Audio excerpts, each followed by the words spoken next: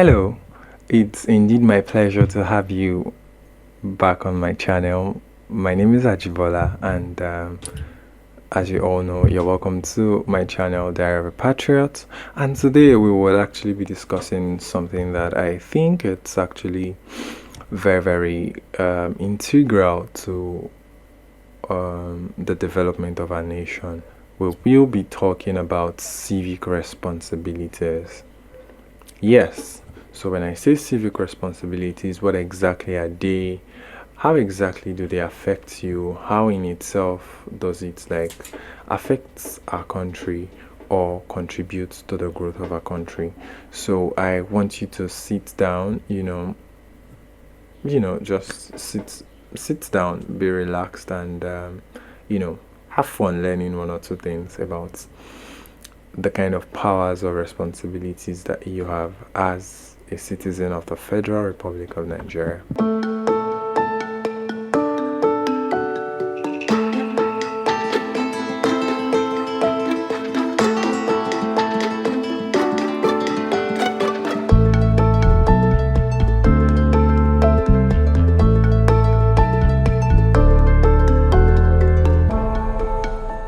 Oftentimes, when we talk about civic responsibilities, or when you hear people talk about responsibility, many times we see it as something that you must do, something that you actually owe the country.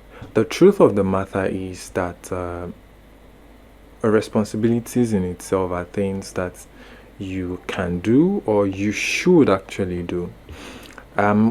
Trying to make this distinction because there's a clear difference between duties and responsibilities.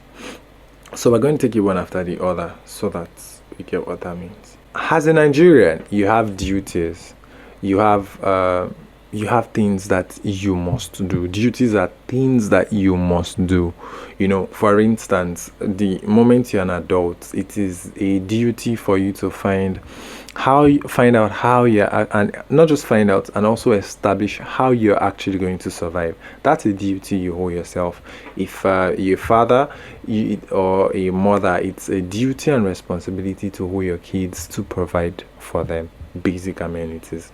Those are duties. Duties are things that you must do. So what are the duties that you have to Nigeria, or what are the duties that you owe this country? First on my list of one of things that we talk about, and many times we probably even speak of them as responsibilities, but a duty you owe Nigeria is paying your taxes.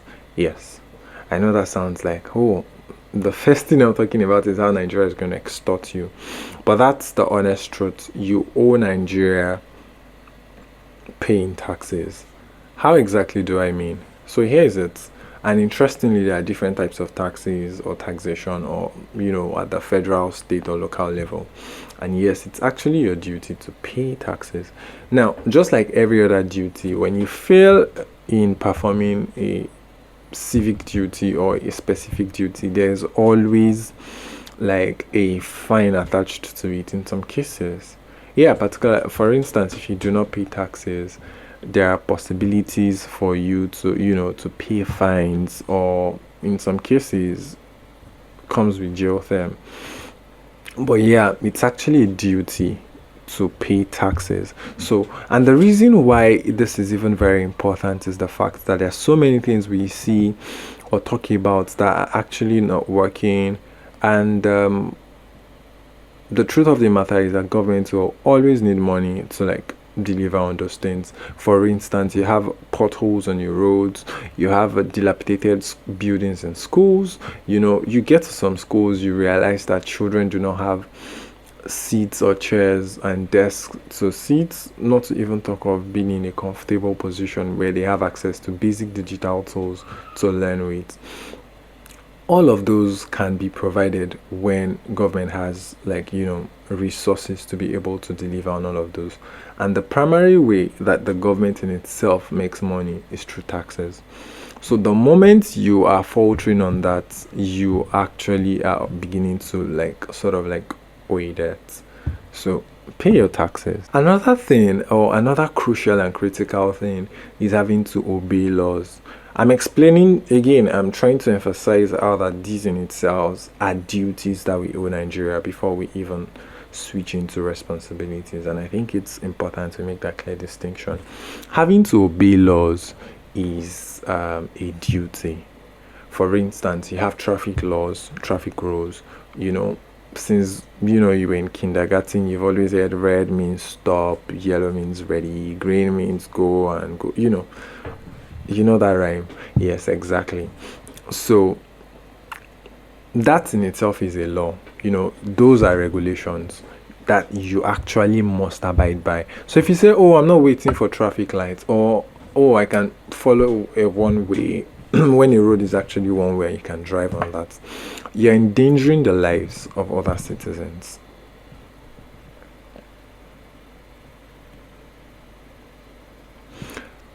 The honest truth about when laws are created is the fact that laws are created to ensure that every Nigerian is kept safe. That is actually the intention. That should be the intention, to ensure that the life of every Nigerian is kept safe. Sorry, the life of every Nigerian is kept safe. Yes, in that in itself is the whole essence of law, and as such you must be law abiding. You should be able to abide by laws to ensure that you or your actions is not endangering the lives of other people. For instance, in fact, I think this is probably one of the things that annoys me the most when I see people, litter environments, or some people burn refuse. At the end of the day, you are doing that in itself, but you're putting the lives of hundreds and thousands and millions of people at risk just because of your own actions. So you're not the only one who gets to bear the consequence of those actions. People who are unassuming, who didn't participate in all of those things, would also bear the brunt. Another part of obeying laws or being law abiding as citizens as a duty, for instance, is the fact that interestingly, let's say you're a witness to a case in court and the court actually summons you. It's a duty for you to actually show up. You must show up. It is not optional. So these things, that the examples I'm actually giving, are things that you must actually do. They are not optional. It's not whether I feel like or not. They are things that you must do. They are things that you actually have to do. If you are actually not doing those, you are putting the lives of other people at risk. And if that is the case, if people's lives are at risk because of your own action, there should be consequences for your action. And I think the moment we begin to realize that there should be consequences, and actually law enforcement agencies begin to actually enforce consequences of actions as stipulated by law, and people see the gravity of their actions, maybe we'll begin to make some substantial progress.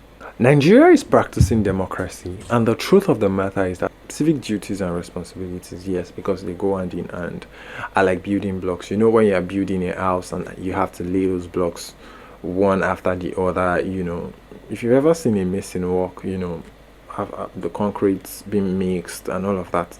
So it's the way they go one after the other. That in itself is how much civic responsibility is foundational to Nigeria's democracy. It serves as the building block, and beyond that, beyond serving as the building block, it sincerely exists to ensure that the interest of all Nigerians is protected. Yeah, it ensures that it ensures that the rights of every Nigerian is actually protected. Their rights, their interest is protected.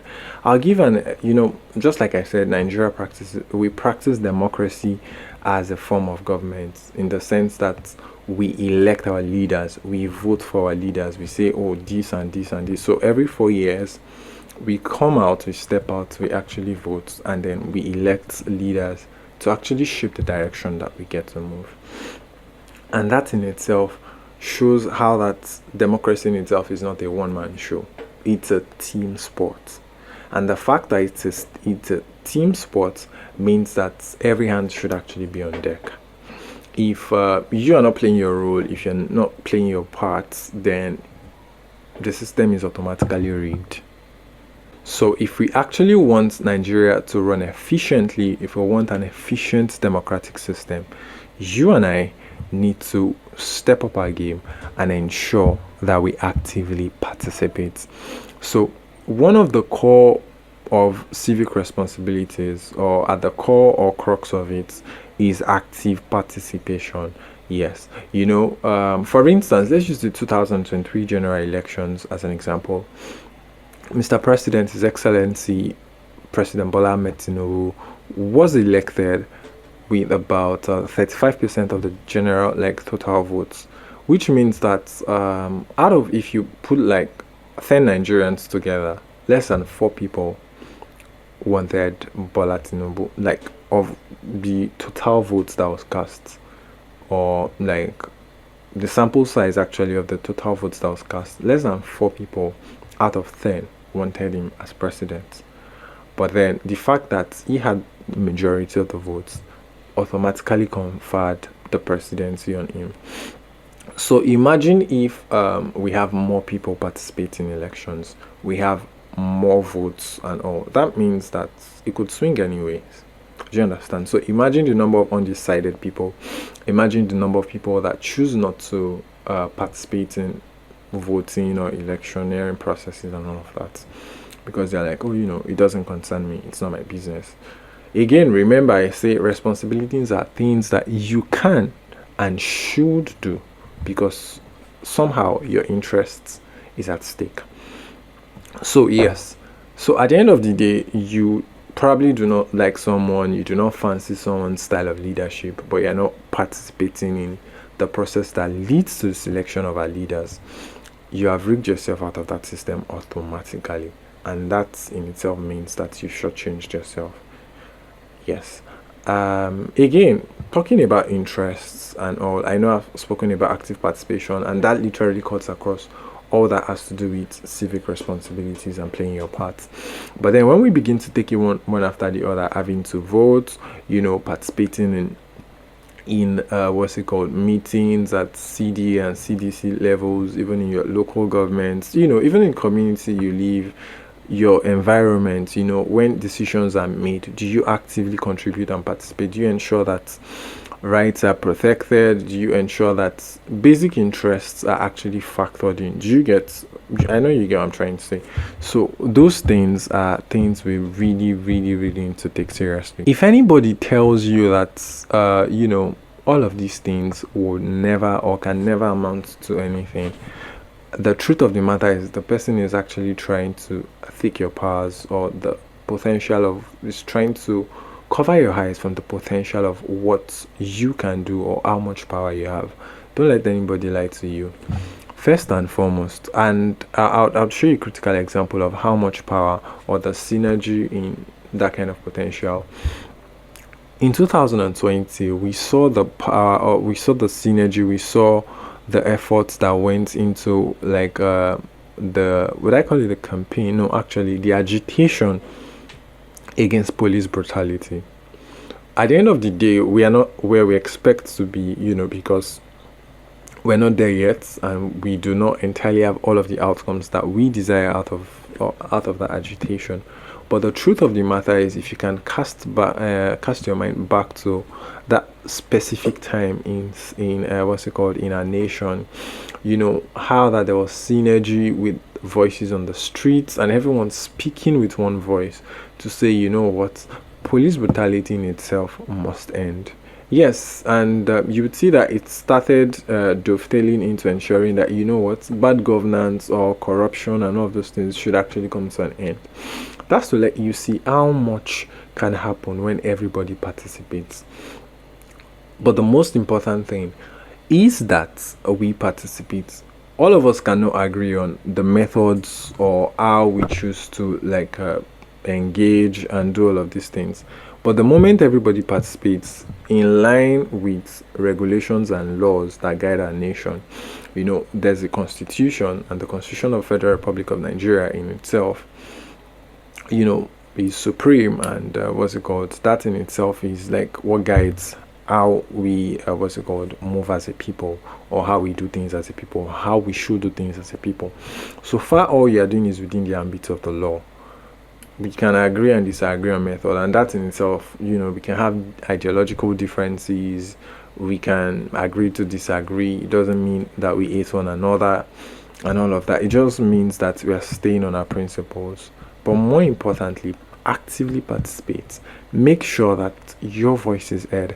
Ensure that what you think is right, it's not just you that think that way. And by you actually speaking up and voicing out, the interest of many people gets to be protected. Talking about speaking up, when people do wrong, we should be vocal enough to speak up. Someone is actually burning refuse. Oga, stop it. Like, try to speak about it. It's affecting you. Environmental pollution, so many things. It affects our health. Public health is endangered. You should be able to speak up. Someone is breaking traffic regulations. You should be able to speak up. It's in that in itself helps us to put to make everybody accountable. I know we talk about accountability. We want to bring our leaders to we want to make our leaders accountable. I am firmly and strongly for that. And it's also important that we also are accountable ourselves. As leader, if you're a public office holder, you should be accountable. You should naturally be in a position to be accountable. If you're not accountable, people must be able to bring you to accountability. We should also bring citizens to accountability. You cannot just throw refuse on the In fact, you cannot even be around me and throw refuse on the floor. Like, I think I've used that like as an example a lot of times, so I think that's probably clear. I can't stand it, and that's because I think I should actually maybe let me share one or two examples so that you'd see how compounding that in itself is. I would cite an instance. There was a case where the Lagos-Ibadan Expressway, there is a construction, or the road is still being rehabilitated and constructed. There's a particular section of that road in a particular year where a woman who was actually engaged as a road sweeper was actually trying to, how road medians, people trash waste and put very eyesore bad behavior. And then people started doing that on the expressway. And Oyo State government, that section falls within Oyo State, and Oyo State government at the time started to heavily spend on evacuating that place to maintain, or that, they have a responsibility to ensure that we have a clean environment. And this woman was actually doing her job. Then a car was actually going. And by accident, I'm specifically using this example because clearly the woman was doing her job. The driver was also driving. And one of his tires, the bolt loosened. You know how they have two tires. One of the bolts loosened. The tire removed from his from his truck and hit the woman that was sweeping. She died instantly. It was a very sad occurrence, and in as much as the person who was driving will probably feel bad for killing someone, the person who dropped that refuse should equally carry the burden of being a murderer. Sorry, yes, but you have actually contributed to someone's death, because if that in itself didn't happen, the woman would probably not be where she was. I know people say stuff like, I've seen people say, if I don't drop if I don't litter the ground, how would I provide jobs for those kind of women? That's a wicked thing to say. It's very wicked and unpatriotic to say things like that. I have a lot of examples in that regard, but let's put it that way. I've also seen, people drive on one way, and we can literally see what it would literally cost.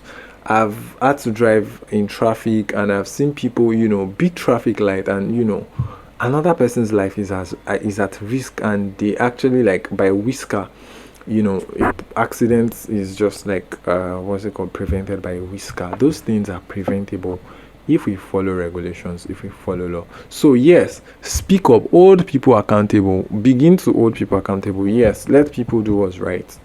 But again, I don't say you should fight though.